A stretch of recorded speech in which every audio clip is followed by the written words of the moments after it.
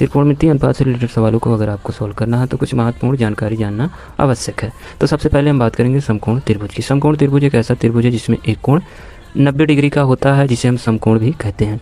तो समकोण के सामने वाली भुजा सबसे बड़ी भुजा होती है, जिसे हम कर्ण कहते हैं। कर्ण को k से व्यक्त करते हैं और अन्य दो कोण जो होते हैं वो न्यून कोण होते हैं, जिनके अनुसार ही त्रिकोणमितीय अनुपात ज्ञात किए जाते हैं। तो सबसे पहले हम बात करेंगे कोण A की।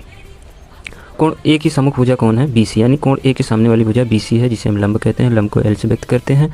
और कोण A की संलग्न भुजा जो है AB है, जिसे हम आधार कहते हैं, जिसे आधार को A से व्यक्त करते हैं। तो त्रिकोणमितीय अनुपात की अगर हम बात करें कोण A के अनुसार, तो साइन A बराबर होगा लंब बटे में कर्ण यानी BC बटे में AC होगा। कॉस A बराबर होगा आधार बटे में कर्ण यानी AB बटे में AC होगा। tan A बराबर होगा लंब बटे में आधार यानी BC बटे में AB होगा। साइन A का उल्टा होगा कॉसेक A यानी कर्ण बटे में लंब होगा AC बटे में BC भी होगा। कॉस A का उल्टा होगा सेक A बराबर होगा कर्ण बटे में आधार यानी AC बटे में AB। tan A का उल्टा होगा कॉट A यानी आधार बटे में लंब यानी AB बटे में BC होगा।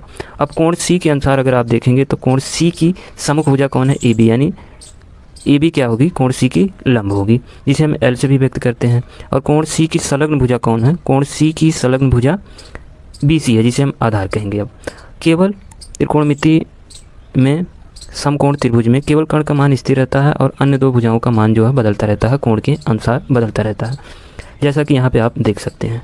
तो सबसे पहले हम बात करेंगे कोण C के अनुसार क्या होगा। इसकी सम्मुख भुजा कौन हो जाएगी? AB हो जाएगी। तो साइन C बराबर क्या होगा? AB बटे में AC, यानी लंब बटे में कर्ण ही होगा। और कॉस C बराबर भी क्या होगा? आधार बटे में कर्ण होगा। केवल अगर भुजाओं का मान जब होता है तब वहाँ पे हमें कन्फ्यूजन आती है, जहाँ पे काफ़ी दिक्कत का सामना करना पड़ता है। तो अगर आप शुरुआत से ही इन सब बातों पर ध्यान देंगे तो आप जब सवाल को सॉल्व करेंगे तो ऐसी दिक्कतें नहीं आएंगी।